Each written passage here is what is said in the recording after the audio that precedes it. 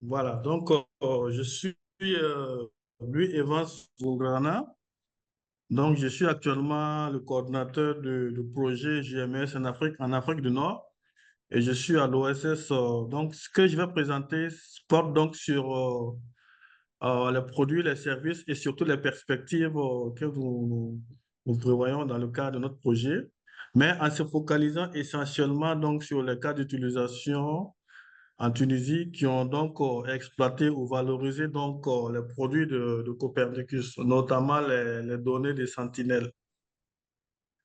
Mais peut-être avant, je vais juste présenter notre consortium pour dire que bon, nous couvrons donc toute la région de l'Afrique du Nord. Alors, c'est un consortium qui est composé de 8 institutions.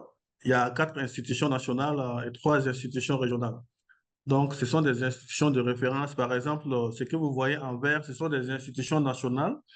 Le centre de recherche sur le désert en Égypte, le centre de télédétection de la Libye, l'université de Nouakchott, le centre de télédétection et de cartographie de la Tunisie, une ONG, Tenmia, qui est basée en Mauritanie. Donc, on a essayé de rassembler un peu de tout, des centres de recherche, des institutions de télédétection, de cartographie, des universités au niveau national. Au niveau régional, on a également impliqué le CRASLF qui est donc investi dans la formation, notamment dans le domaine de l'observation de la Terre et tout. Ils sont basés au Maroc et le CRTAN qui est le Centre régional de télédétection des États de l'Afrique du Nord.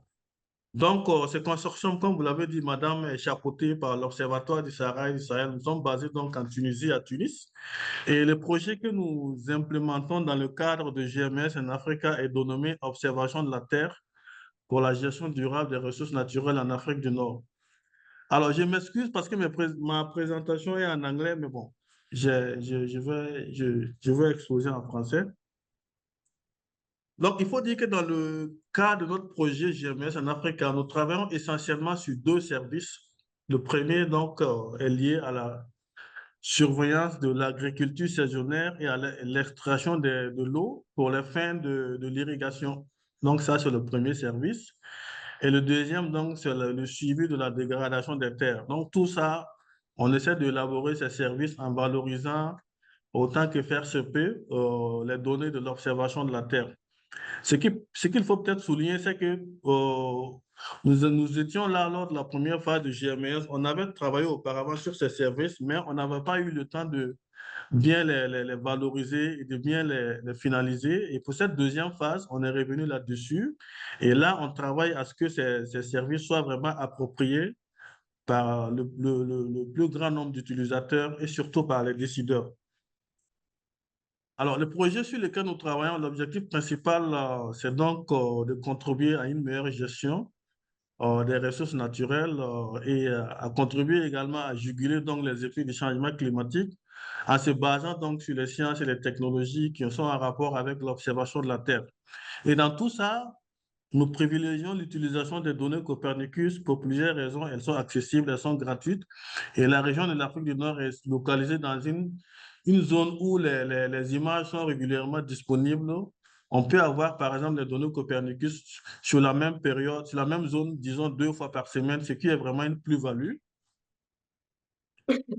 Et il faut également dire que, alors, dans le processus d'élaboration de nos services, de nos produits, on a tout d'abord travaillé à prendre en compte les besoins des utilisateurs finaux. Parce qu'aujourd'hui, on s'était rendu compte que nous utilisons des données d'observation de la Terre, nous produisons des résultats, mais elles ne sont pas utilisées, elles ne sont pas appropriées. Donc, l'idée, ce qu'on a fait cette fois-ci, bien vrai, on s'est appuyé sur des expériences passées, mais on a passé pas mal de temps pour essayer de comprendre les besoins des utilisateurs et tout. On a également tenu compte du contexte de l'Afrique du Nord et ceci nous a permis donc de préparer tout ce qui va avec les données, les indicateurs et tout. Et une fois que tout cela a été fait, on a donc procédé donc au développement donc des outils d'aide à la décision qui contiennent donc toutes ces ressources pour donc appuyer les utilisateurs finaux, qu'ils soient situés au niveau des institutions nationales, qu'ils soient issus du secteur privé, des chercheurs, afin qu'ils puissent donc s'approprier, enfin, accéder à ces ressources, ces données et les utiliser comme ils l'entendent.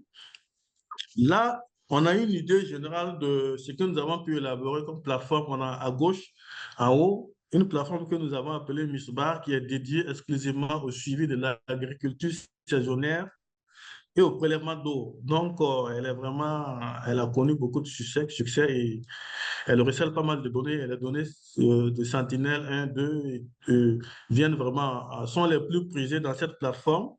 Et peut-être ce qu'il faut aussi relever, c'est que cette plateforme est reliée directement actuellement au Copernicus Data Space Ecosystem, qui est donc la toute dernière, la toute dernière liaison pour pouvoir accéder aux données Copernicus.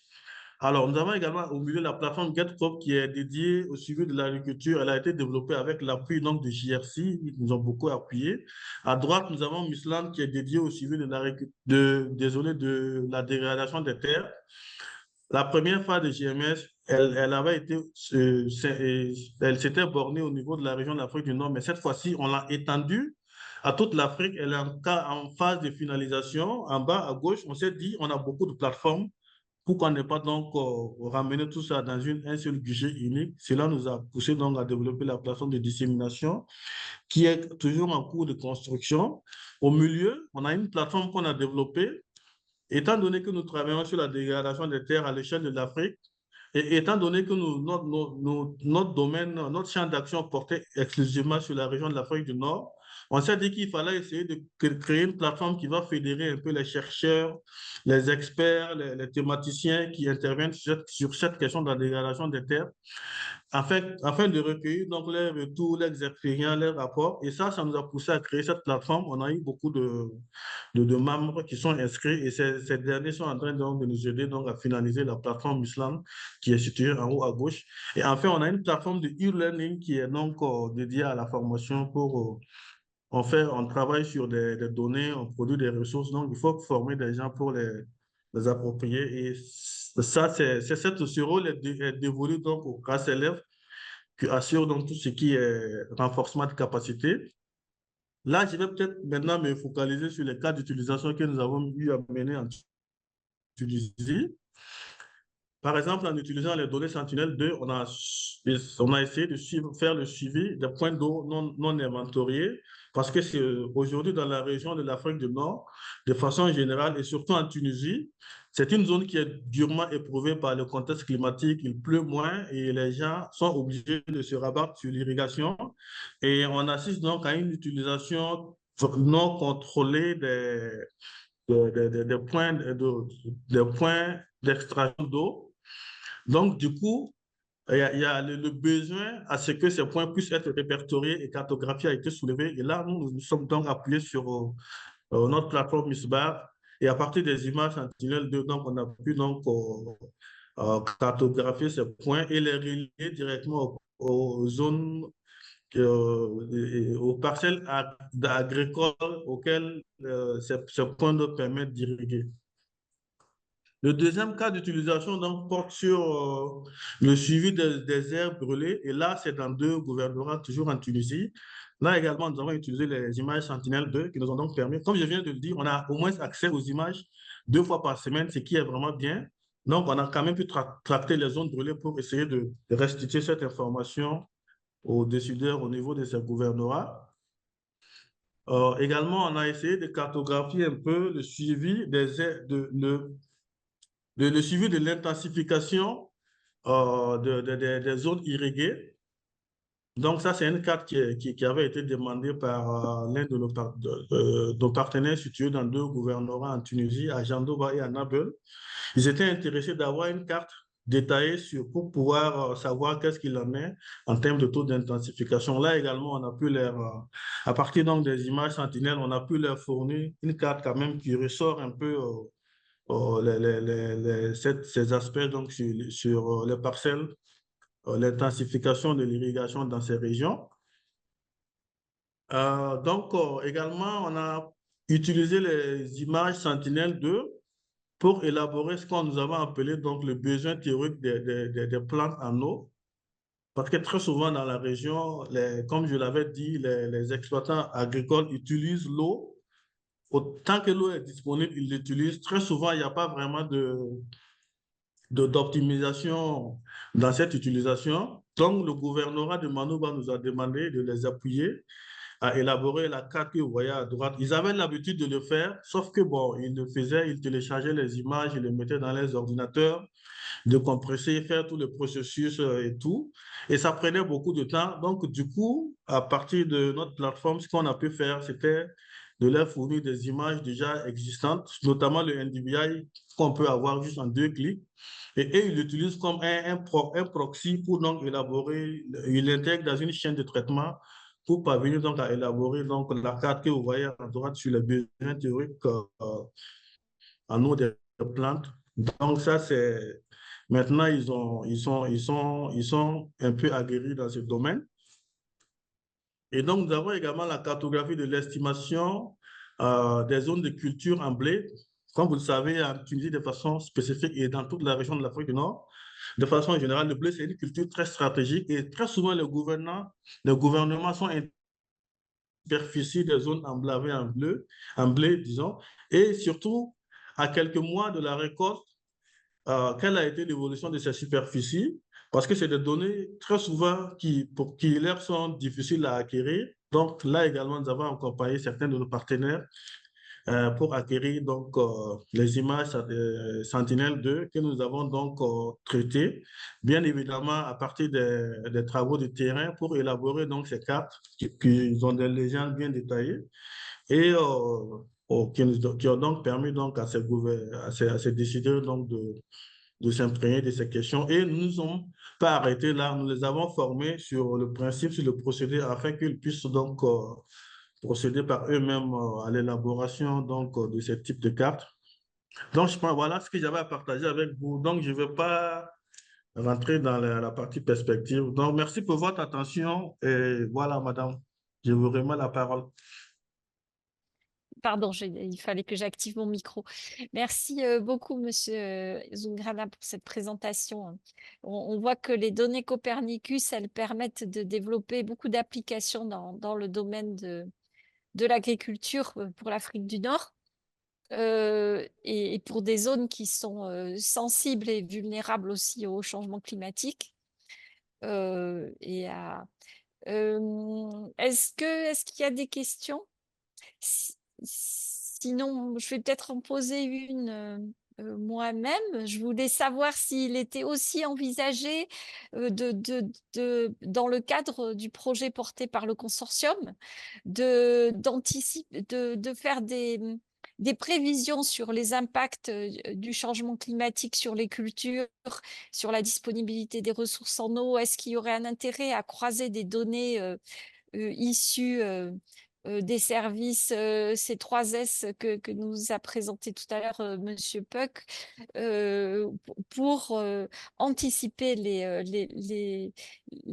l'impact du changement climatique sur la culture du blé, par exemple? Est-ce que c'est un sujet qui, qui est, euh, qui est mentionné par les décideurs, par les... Oui, peut-être pas directement, mais la question de l'alerte précoce est actuellement sur toutes les lèvres dans la région, parce que, comme je l'ai dit, la région est en train de subir des effets du changement climatique. Les 2 dernières années, les récoltes, par exemple, en Tunisie, n'ont pas été bonnes parce que il y avait les aléas climatiques. Donc, les données 3S peuvent être vraiment nous être utiles, mais dans le sens orienté vers l'alerte précoce. Comment faire parler ces données pour générer l'information pour que les décideurs puissent savoir à temps que, voilà, par exemple, dans la semaine ou dans les 2 prochaines semaines, il risque de ne pas y avoir de pluie, etc. Afin qu'ils puissent en tout cas anticiper ces phénomènes et de donner un peu sur tout ce qui touche le climat, comment les imbriguer ensemble pour sortir des informations thématiques qui sont donc, dont la compréhension est à la portée des décideurs dans la région. Ah oui, en Tunisie, on les appelle les CRDA, les centres commissariats régionaux de développement agricole.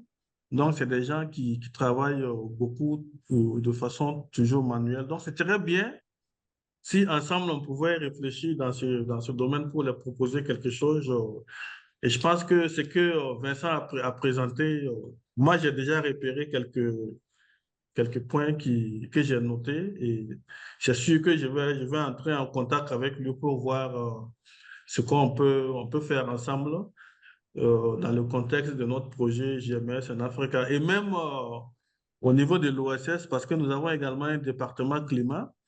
Bon, c'est un département finance-climat, mais il traite des questions climatiques parce que les projets qu'ils mettent en œuvre sont hautement climatiques et font appel à des données climatiques, des décisions climatiques. Donc, je pense qu'il y a des choses on pourra faire ensemble, euh, je dirais très bientôt, quoi. Très bien. Bon, ben ça sera une bonne opportunité, j'espère. Enfin, j'espère que ce webinaire, du coup, aura permis d'établir un contact entre votre consortium et puis Mhm, C3S pour que vous puissiez creuser les questions et voilà, et envisager des perspectives d'utilisation des données dans le cadre de vos projets. Euh, bon, je ne sais pas est-ce qu'il y a d'autres questions, sinon. Euh, Est-ce que si vous étudiez aussi les impacts des événements hydrométéorologiques extrêmes sur les cultures? Est-ce que vous vous intéressez aussi à ces aspects? Euh, peut-être nous, dans notre, parce que moi je relève de la division cycle télédétection, peut-être nous pas directement, mais on a un département haut qui traite beaucoup avec les agriculteurs sur ces questions. Et je sais qu'eux, ils travaillent sur toutes ces questions liées à l'hydrologie et même à l'hydrogéologie et tout. Donc, je pense que eux, ils peuvent s'intéresser à ces questions. Et ce que je propose dans tous les cas, c'est ce webinaire à travers... bon, moi, j'ai rejoint un peu tard, je n'ai suivi que la présentation de Vincent. Mais si après, là, je vais parcourir la vidéo et puis bon, je mettrai les gens en contact parce que c'est ce que nous faisons d'habitude. Quand on participe à des événements, on trouve quelque chose qui nous accroche, on n'hésite pas, on apostrophe rapidement les autres collègues et qui commencent, qui prennent le relais, ils voient ce qu'ils peuvent faire, quoi. Donc ça, quand même, c'est clair. D'accord, très bien. Bon, c'est bien. Tant mieux, je me réjouis s'il peut y avoir une suite dans ce sens au webinaire.